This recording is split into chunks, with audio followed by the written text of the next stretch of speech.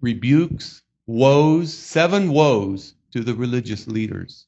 All the while, you can imagine them becoming more and more angry. Why? Because he challenged their false religion and commended a poor widow on her real faith. And so things continued to boil.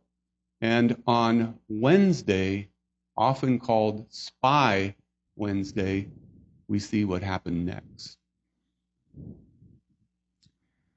We had woken up that morning, all of us 12, and however, it wasn't 12, because Judas had said that he had some business to attend to, some things he had to do. We didn't understand what that meant. He didn't really say much about that. He didn't get specific, but it was us 11. He had been gone a very long time. The day went by. Later that night, when we were all together, were us 11 plus Jesus.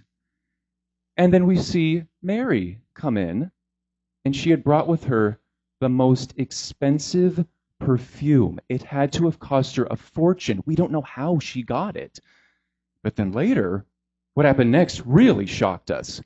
She took the perfume, poured it over Jesus' feet. She knelt by him and poured it over his feet. And with her own hair, she washed his feet with her hair.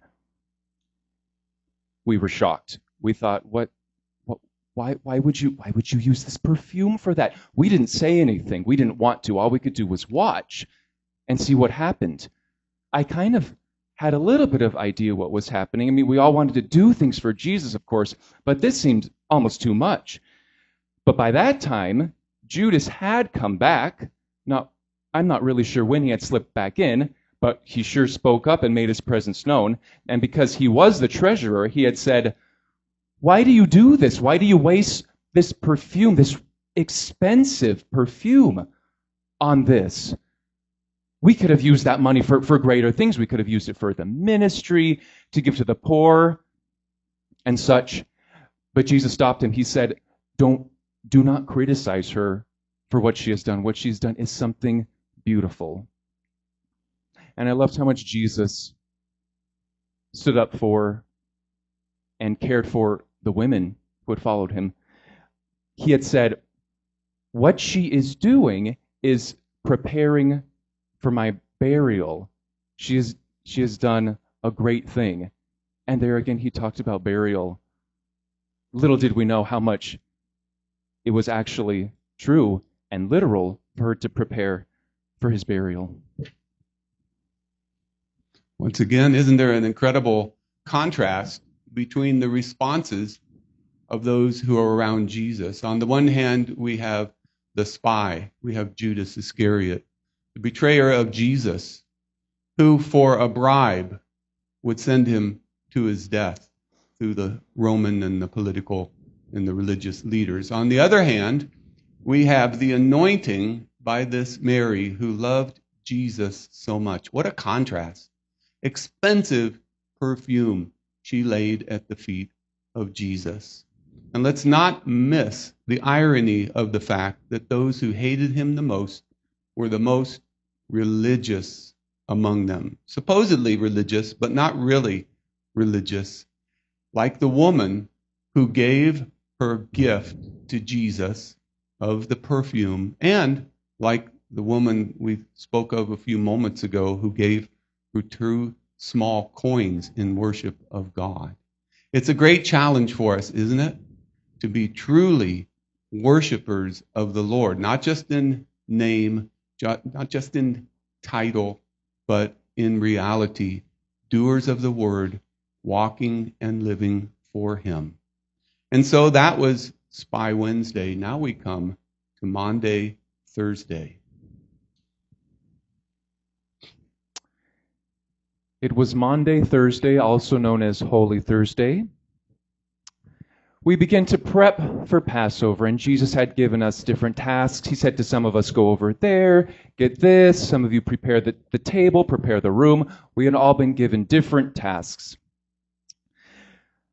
Later that day, when we had all met together, Jesus had tied a towel around his waist. Once again, we didn't know what was coming.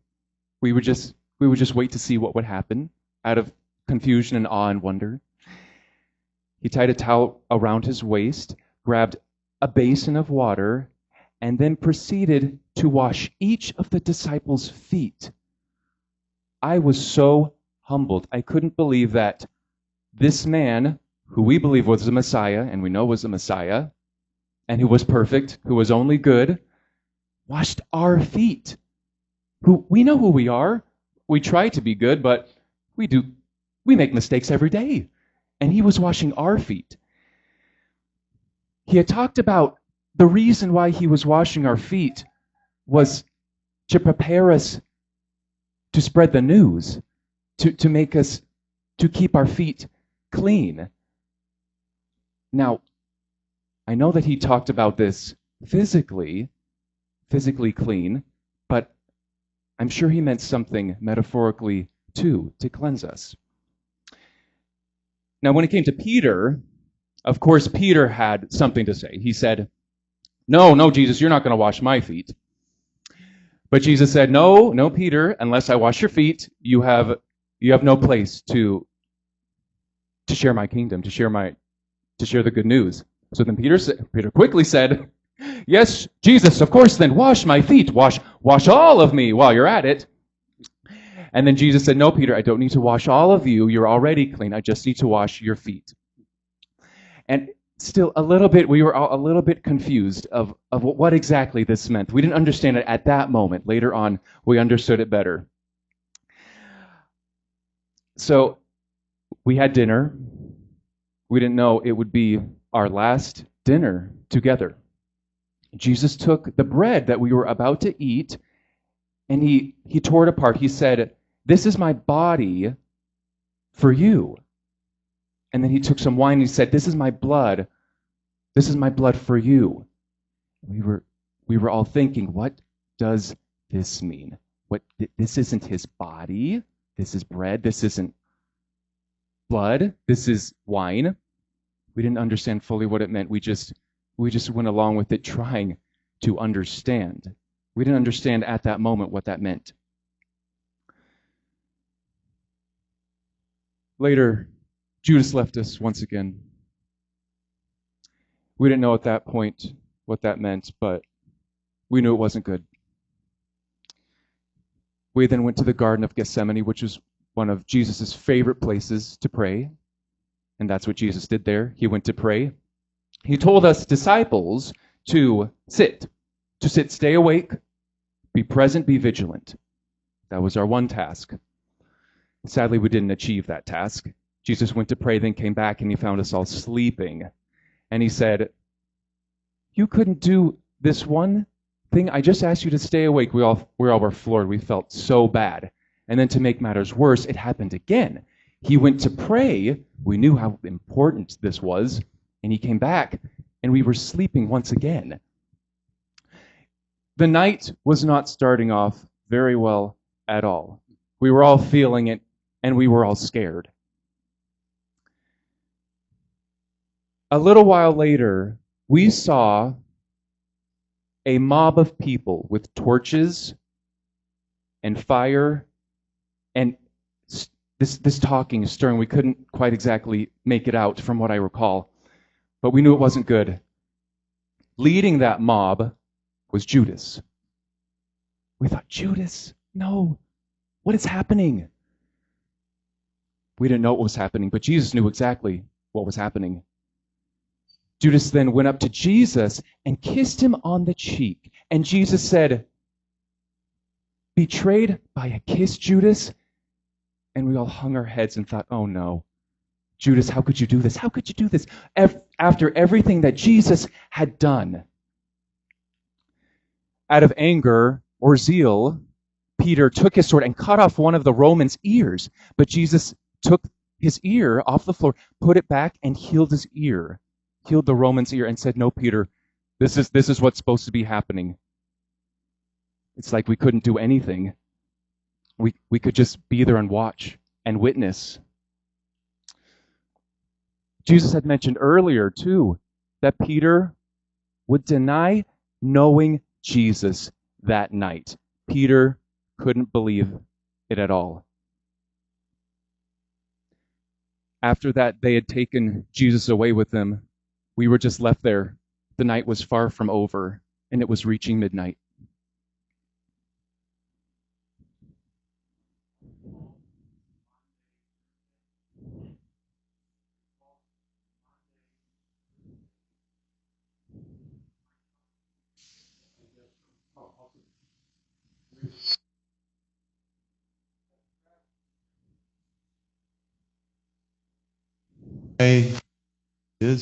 Why is it called Maundy, Thursday? Well, the word Maundy actually comes from the Latin, and it's the Latin word mandatum. At least that's the best I can pronounce it. Mandatum, sounds like it.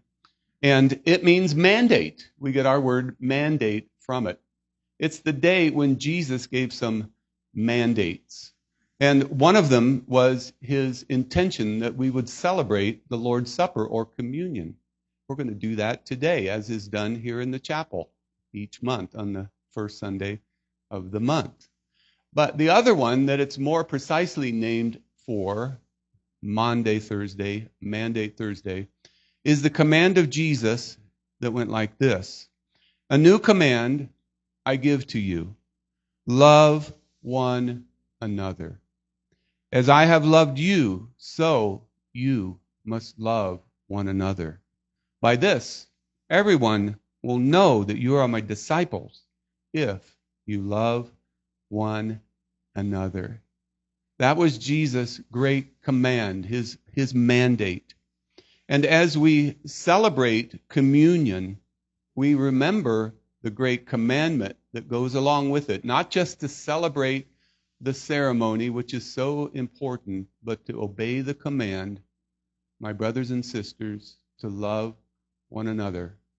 How very often I personally fall short of loving as Jesus loved me. It's impossible, really, but that's our goal as believers, to love one another as Jesus loved and gave himself up for us. By the way, the other thing that he did that some people consider, some Christians consider to be a command, is the washing of feet. He said, as I have washed your feet, wash one another's feet. And so it's good to have a foot washing ceremony sometimes. How well it symbolizes the great mandate, the great command, to love one another as he loved us. So maybe we'll do that here in chapel sometime. This was Thursday. Now we go to Friday and the trials of Jesus. Friday. However, it was the middle of the night, technically, and we were in the thick of everything. Everything was very scary at that time. The crowd had taken Jesus to the high priest. The high priest's name was Annas. He thought Jesus to be guilty. He wanted him to be given the death penalty. As Jews, however, we could not issue the death penalty. That was done by the Romans. So after Jesus went before Annas, he was sent to Caiaphas, who was the son-in-law and was going to be the new high priest. Caiaphas wanted the same thing. He said Jesus was guilty. He deserves death. I couldn't believe it. I kind of could, because I knew how the high priest felt about Jesus, but I was very scared for what was going to happen. After Jesus was taken to them, he was then sent to Pilate. He was sent to the Romans. Now, Pilate found no reason for Jesus to be given death. He didn't see anything wrong that Jesus had ever done. He wasn't a criminal. He didn't steal. He never did anything wrong. And that's what Pilate believed. Pilate did not know what to do. So then Jesus was sent to Herod, who was above Pilate. Now, meanwhile, Herod's wife was having these strange dreams, these prophetic dreams of this man, Jesus, and she got the message that they should not be involved with anything having to do with Jesus. And she had told her husband, Herod, that. And so Herod received that message, but he wanted to see for himself. He wanted to see who Jesus was, who people were saying he was. He wanted to see miracles right then and there, which was kind of a mockery to Jesus. And Jesus knew that. And Jesus didn't need to prove himself. And he didn't. He didn't do any miracles. He didn't need to show off. He didn't need to prove himself. And Herod was disappointed in this. And Herod didn't know what to do again. All this time, we had heard about it. There was a crowd. Leading some of the crowd were the high priests, saying the words that still sting when I hear them. They were saying, crucify him, crucify him. Why would they want him to be crucified? I couldn't understand anything. I was crushed. Those words hurt to hear them. Couldn't believe they were saying the words, crucify him, crucify Jesus. Herod had an idea of giving the crowd an option. He had taken a truly convicted criminal, a very bad man named Barabbas, who was probably a felon as well, and he had said to them, do you want Jesus or do you want Barabbas to be freed? They all knew who each of them were. And completely unanimous, the loud, angry crowd said, we want Barabbas, free Barabbas. Herod didn't know what to do. He felt like he had run out of options. He said he's innocent of Jesus' blood, and so he turned over for Jesus to be crucified. After that, Jesus was given a crown to wear, but not a crown of royalty, but a crown of thorns that they placed on his head, and it pierced his skin. The thought of it makes me shudder, thinking of them putting that crown on his head. And after the crown, he was flogged with whips and with chains. And oh my goodness, how awful that must have felt, and how awful for us to see. It was said that 40 times being flogged would kill someone, so they flogged him 39 times. After that, they had given Jesus his cross, and he was to be walked up to the mountain to be crucified. Jesus couldn't carry his cross, so they had a man called Simon carry his cross for him. And after we all got up there, we were all following along. We had to, even though we couldn't do anything. We could just be there and witness it. They nailed Jesus' hands and feet to the cross, right through his flesh. And there stood him up, and he hanged on the cross. And the disciples were just there, not able to do anything, not able to speak. Just see it all. The disciples had kind of taken a step back in the crowd. We couldn't bear the sight from up close so much. But in the front, being with Jesus, was Mary, Jesus' mother, and John. Being there for Jesus, being his mother, being his friend.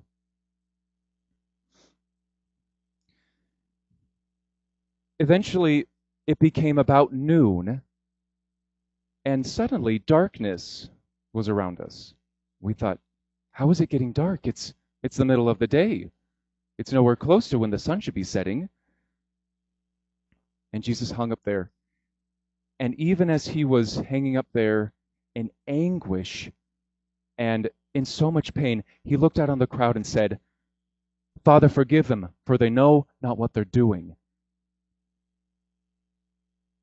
I was just thinking, oh my Jesus, even as you're hanging up there, you're thinking of the people who are against you, saying, Father, forgive them. It was really sinking into me that Jesus really is the Messiah, as I knew, but he was demonstrating it even more, even through all of his pain. Jesus was thirsty. They gave him vinegar to drink.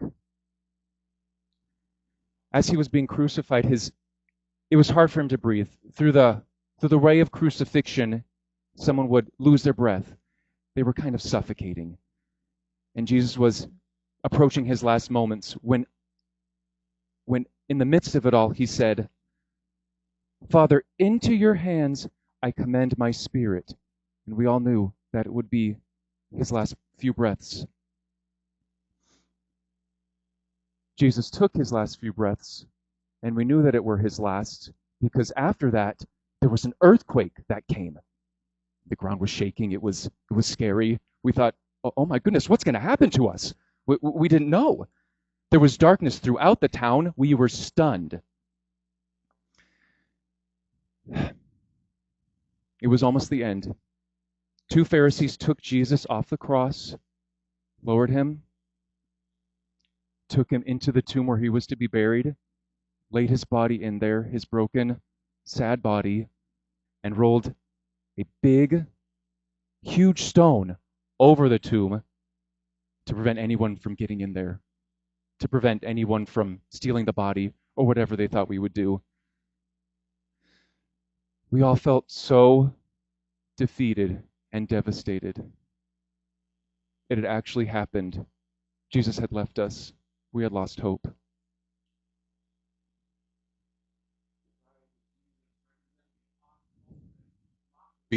Of justice, the ultimate mockery of justice. The most innocent person who ever lived was placed in all these trials, pronounced guilty, and sentenced to the most horrific death that they could think of, death by crucifixion. Of course, he did this for us. And we think of Good Friday as being good in that sense, that Jesus was good to us, dying in our place. And that certainly is true. However, there's a little more to the meaning of Good Friday. In the Middle English, the word good meant holy or sacred. So that's actually where the term comes from. And if you don't like the term, therefore, Good Friday, you think it was horrific, well, think of it in that way. It originally meant Holy Friday. But of course, beyond the etymology of the word, it is good because Jesus gave himself for us. As it says in 1 Peter 3 and verse 18, Christ suffered for our sins once for